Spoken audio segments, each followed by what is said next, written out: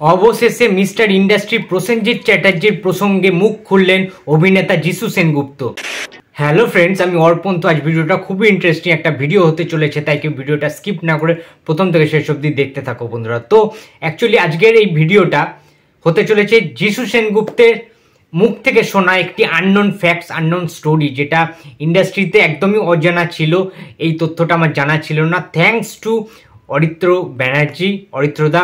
তো তোমার চ্যানেলের ওই ভিডিওটা না দেখলে বা তোমার এই ইম্পর্টেন্ট ইন্টারভিউটা না দেখলে আমরা হয়তো ইন্ডাস্ট্রির এই খুঁটিনাটি অজানা তথ্যটি জানতেই পারতাম না। একটা ঘটনা, এত একটা ইম্পর্টেন্ট একটা ঘটনা ঘটে গিয়েছে ইন্ডাস্ট্রি বহুদিন আগে, সেই সাথী সিনেমাটাকে কেন্দ্র করে আমরা কিছুই জানতে পারতাম না। তো বন্ধুরা, সবটাই তোমাদের সাথে আমি শেয়ার করব। যারা আমার চ্যানেলটা নিয়মিত দেখো তাদের হোপফুলি খুব ভালো লাগবে এই কাহিনীটা শুনে, সত্য ঘটনাটা শুনে। ইন্ডাস্ট্রির অনেক কিছুই তো ঘটনা রয়েছে যেগুলো আমরা জানি না, টলিউডের আনাচে কানাচে অনেক ঘটনা লুকিয়ে থাকে।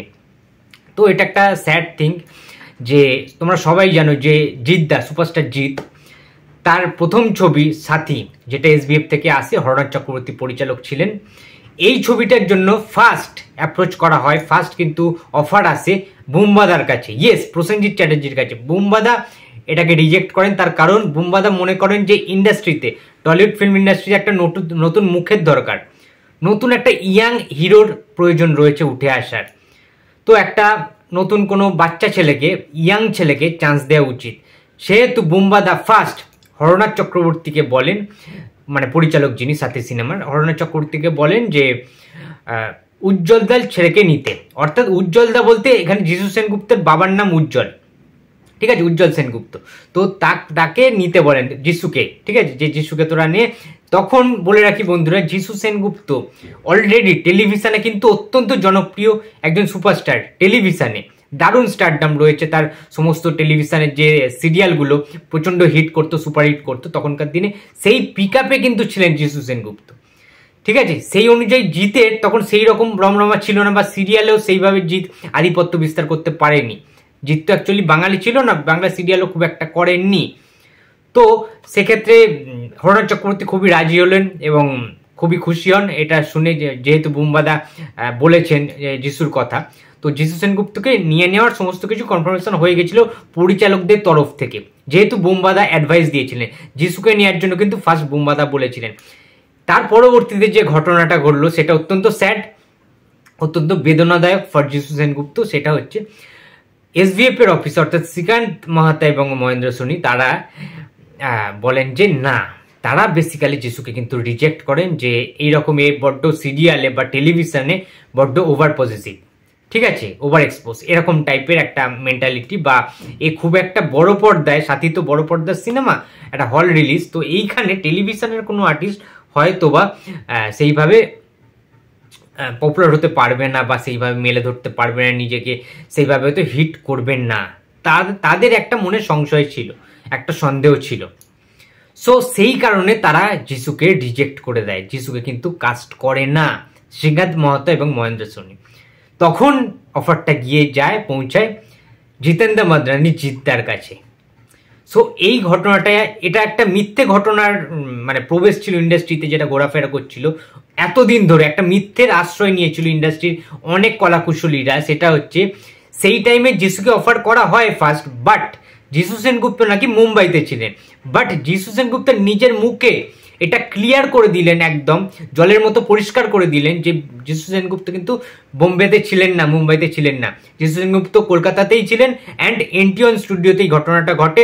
দেন যখন শ্রীকান্ত মাহাতো অ্যান্ড মহেন্দ্র সোনি রিজেক্ট করে দেন যিশুকে, তারপরে আমরা জানি এনটিওন স্টুডিওতে আমাদের ডিরেক্টর অর্থাৎ পরিচালক হরনাথ চক্রবর্তীর অফিস রয়েছে ওখানে, ঠিক আছে, স্টুডিওতে। তো সেখান থেকে অফিসটা ক্রস করে গিয়ে 3টে বাথরুম রয়েছে, সেখান দিয়ে গিয়ে কিন্তু যে সোজাসুজি যেটা রয়েছে 3টে মানে মেকআপ রুম রয়েছে, মেকআপ রুমের সামনে দিয়ে গেলেই বাথরুম পড়ে। সেখানে কিন্তু আধ ঘন্টা নাকি যিশু সেনগুপ্ত কেঁদেছিলেন, কান্নায় ভেঙে পড়েছিলেন। তারপরে তিনি ফোন করে সবাইকে বলে দেন তিনি আর টেলিভিশন করবেন না, তিনি আর কোনো রকম সিরিয়াল করবেন না, তিনি এবারে সিনেমায় কাজ করবেন। দেন আমরা যিশু সেনগুপ্তকে বড় পর্দায় দেখতে পেয়েছিলাম অনেক ছবিতে, এবং প্রচুর ছবিতে বুম্বাদার সাথে যিশু সেনগুপ্তের প্রচুর ছবি রয়েছে। এবারে একটা ঘটনা বলি তোমাদের, এটাও একটা অবিশ্বাস্য ঘটনা। তোমরা অনেকেই বলো, অনেক জায়গায় খবরের কাগজে, নিউজ পোর্টালে, ডিজিটাল প্ল্যাটফর্মে, পেপারসে লেখালেখি হয় যে যিশু সেনগুপ্তের, অভিনেতা যিশু সেনগুপ্তের কেরিয়ার নাকি খেয়ে নিয়েছেন বুম্বাদা, প্রসেনজিৎ চ্যাটার্জি। প্রসেনজিৎ চ্যাটার্জি নাকি যিশু সেনগুপ্তকে ঠিকমতো জায়গাই দেয়নি, স্পেস দেয়নি ইন্ডাস্ট্রিতে।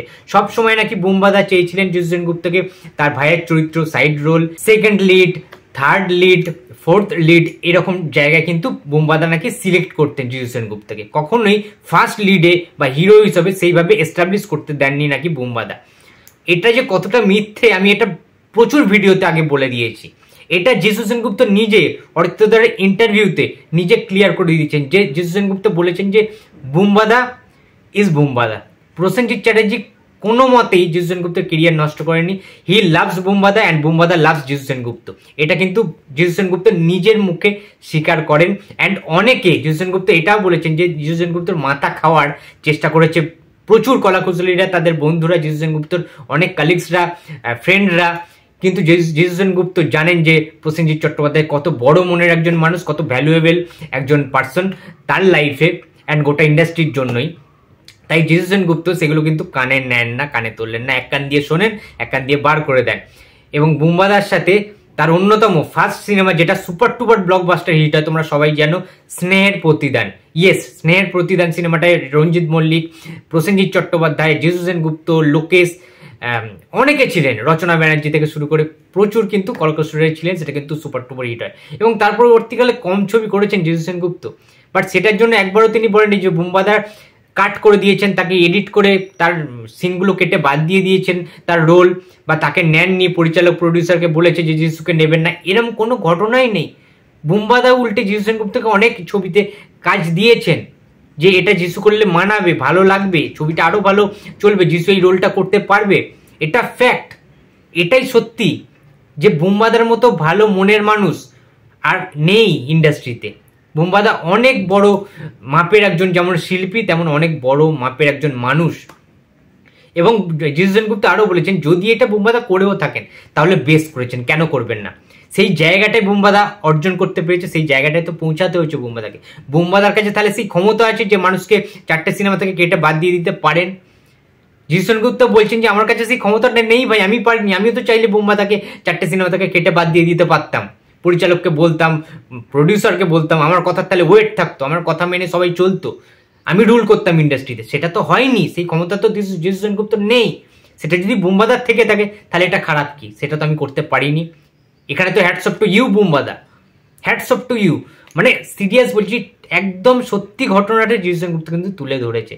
ভাই ওইভাবে না কোনোদিন ইন্ডাস্ট্রিতে রুল করা সম্ভব নয়। প্রসেনজিৎ চ্যাটার্জি ইন্ডাস্ট্রিকে রুল করে, ইয়েস করেন, বাট ভালোর জন্য করেন, কোনো কারোর কেরিয়ার নষ্ট করার জন্য বা কাউকে অপদস্থ করার জন্য, কাউকে চান্স দেব না এরকম না। সবসময় বুম্বাদা নতুনদেরকে সুযোগ দিয়েছেন ইন্ডাস্ট্রিতে, অনেক নতুন মুখ এসেছেন, বুম্বাদা তাদেরকে লঞ্চ করেছেন।